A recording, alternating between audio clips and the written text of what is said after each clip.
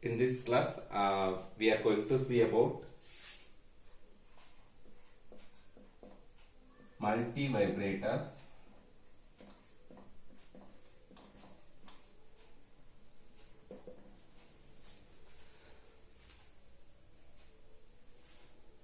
Multivibrators are basically two-stage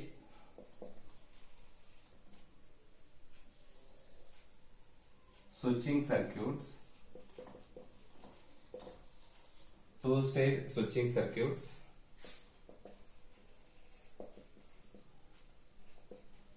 Actually, it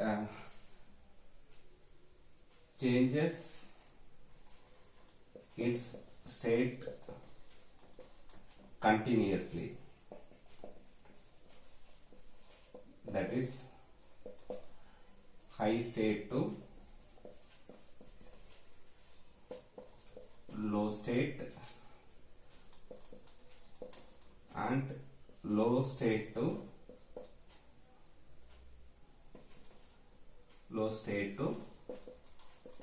high state. Changes its state continuously, high state to low state and low state to high state, low state to high state. Multivibrators are three types.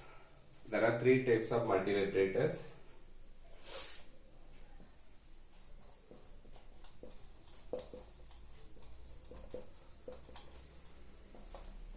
First one is astable multivibrator. Second one is monostable multivibrator.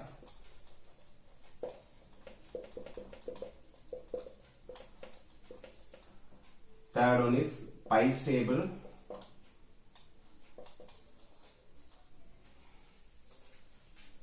multivibrator.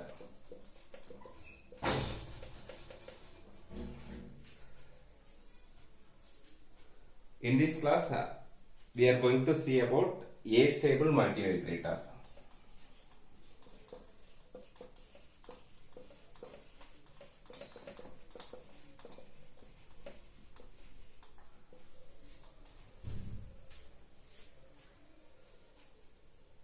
The astable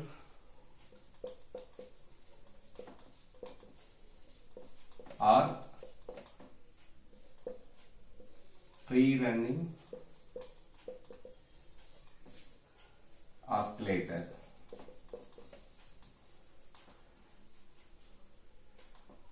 Generates square waveform without any external triggering pulse. The astable are free running oscillator. So oscillator means it produces waveform without any AC input signal. By using astable multivibrator, we can generate square waveform. So actually, in astable multivibrator, we don't use any external triggering pulse or external input. So it is also called free running oscillator. Actually, it has no stable states. So it has no stable states. That means it has two quasi or semi-stable states. Quasi or semi-stable states. It has two quasi-stable states.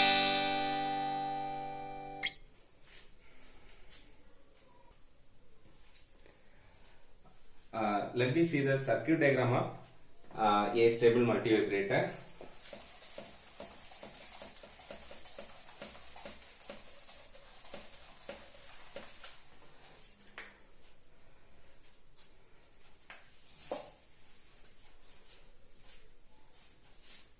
So transistor Q1 collector resistance is I am taking as RC1. RC1. So in parallel to RC1, use resistance R1, and here we have capacitance C1. Capacitance C1 here. So this similarly here we have transistor Q2, both are tied together and connected to the ground potential. Similarly, here we are having RC2,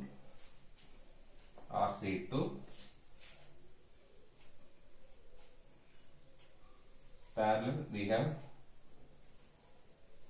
R2. Here we have capacitance C2. Here, symbol is here we have plus minus.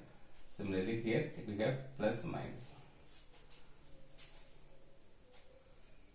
So here we are applying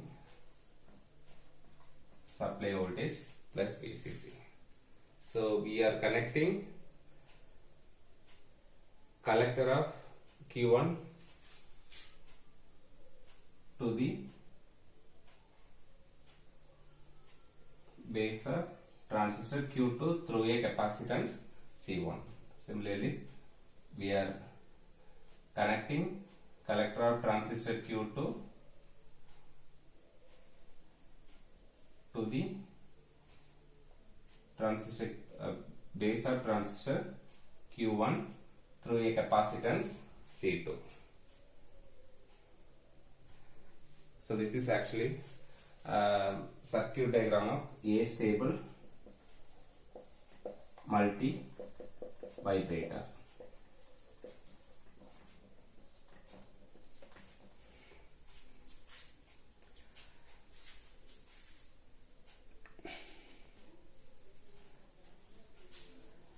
Here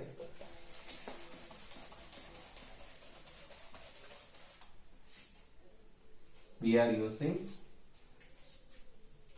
components in one half is identical to components in other part. So components in one half is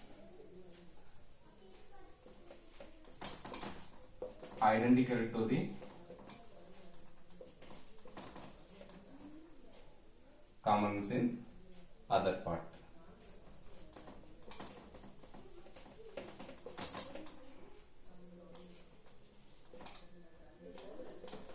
And also this circuit is designed in such a way that if Q1 is on means Q2 is in off condition.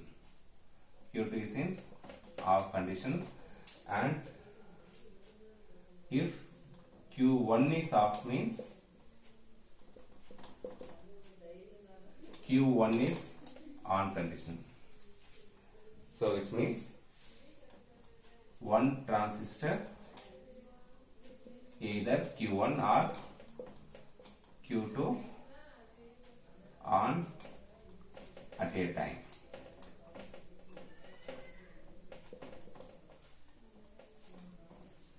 So the circuit designed in such a way that one transistor on at a time, either Q1 is on or Q2 is on.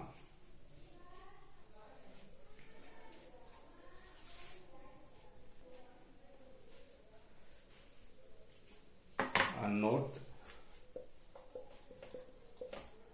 we know that if a transistor on means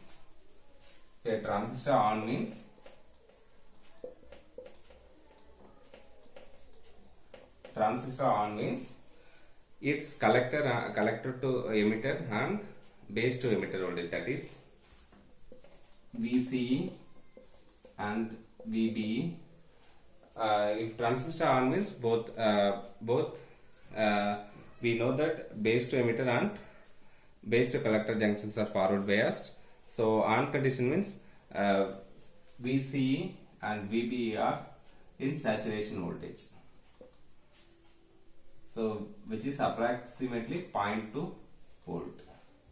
Similarly, VBE also in saturation voltage. Approximately it will be around 0.2 volt. Approximately it will be 0.2 volt. So if transistor off means, for example, if Q2 off means its collector voltage will be in supply voltage. So here we have Q2 off means this circuit is disconnected from this collector circuit. So your collector voltage will be in plus VCC. If Q1 is off means its collector voltage will be in plus VCC. So here collector voltage VC is equal to plus VCC.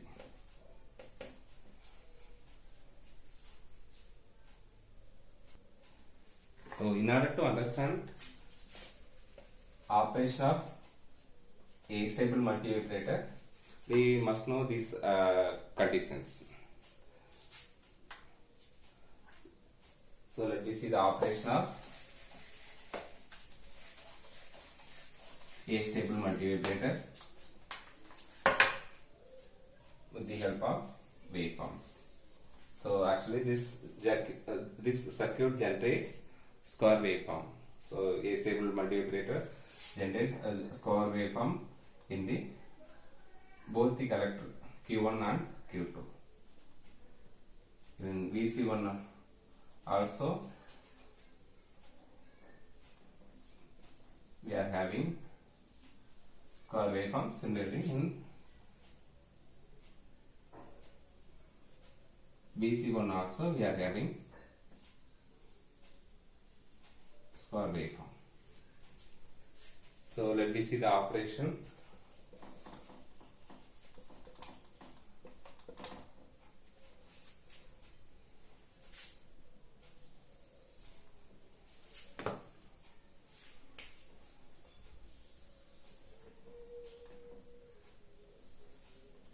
Consider this voltage as VB1 voltage and time in millisecond. Similarly, next we have VC1 in volts and time in millisecond. Next, similarly, VB2 and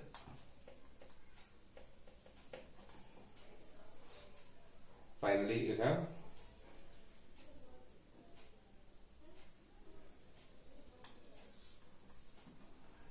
VC2.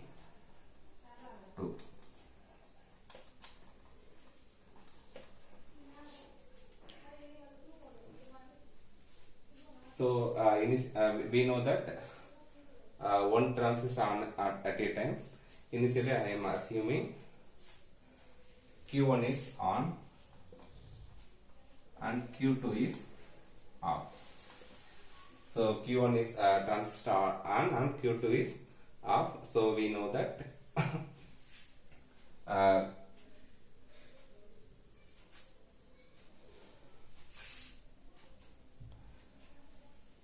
VC1 at VCE saturation voltage. So VC1 here transistor is in on condition, so its collector voltage and base voltage will be its saturation voltage. So BC1 is BC saturation, which is approximately 0.2 volt. Similarly, BB1 is BBE saturation. BBE saturation, which is approximately 0.2 volt. Transistor Q2 is in off condition, so its collector voltage VC2 is plus VCC. VC2 will be plus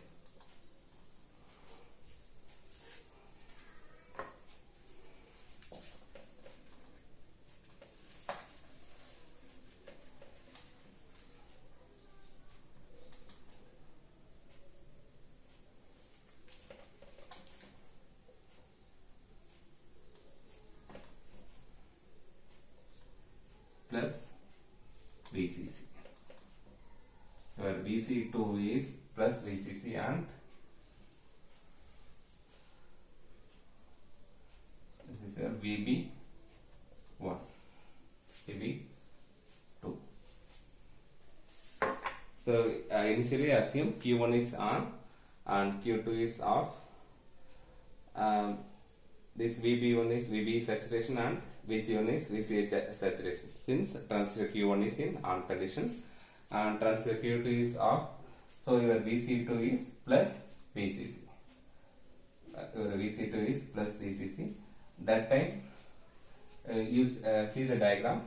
VB2 is connected to this capacitance C1. So VB2 is connected to the capacitance C1. So initially its voltage will be in minus VCC. Its voltage will be in minus VCC.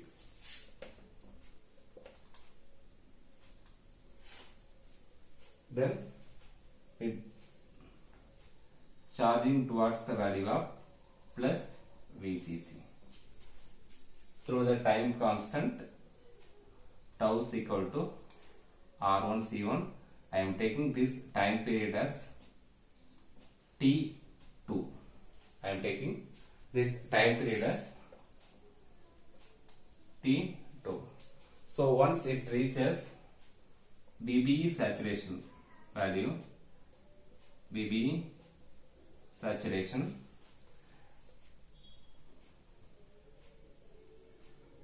it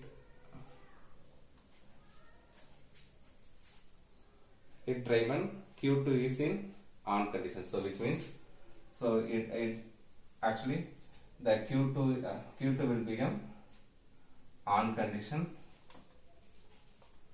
So if Q2 on means Q1 will be go to off condition, so Q1 is off. So Q1 is off condition means its collector voltage will be in plus VCC. Its collector voltage will be in plus VCC.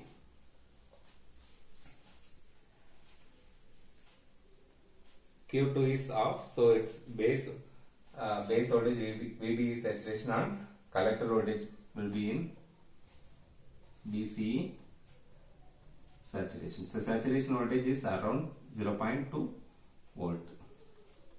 BCE saturation. So that time you see the circuit diagram.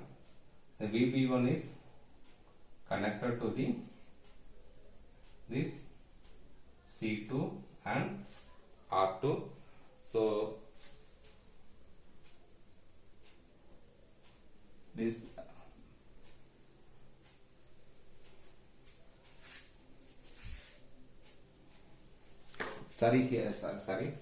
here we have transistor Q1 is on, so its collector VC1 is in V plus VCC and its VB1 go to minus VCC and charging towards the value of plus VCC. So once it reaches VBE saturation, Q1 will be in on Q2 will be off condition. So that time it goes to saturation voltage, it goes to minus VCC on charging towards plus VBE, and this VC2 is plus VCC. So these two states happen alternatively. So if you are seeing VC1 and VC2, you will get square waveform output. So I am taking this time duration as T1. This is a T2 and this is T1.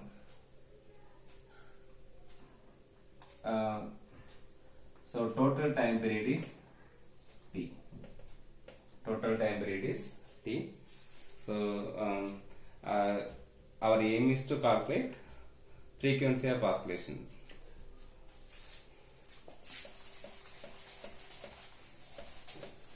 So our aim is to calculate frequency of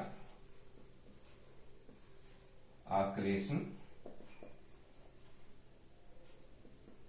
which is F is equal to 1 by T.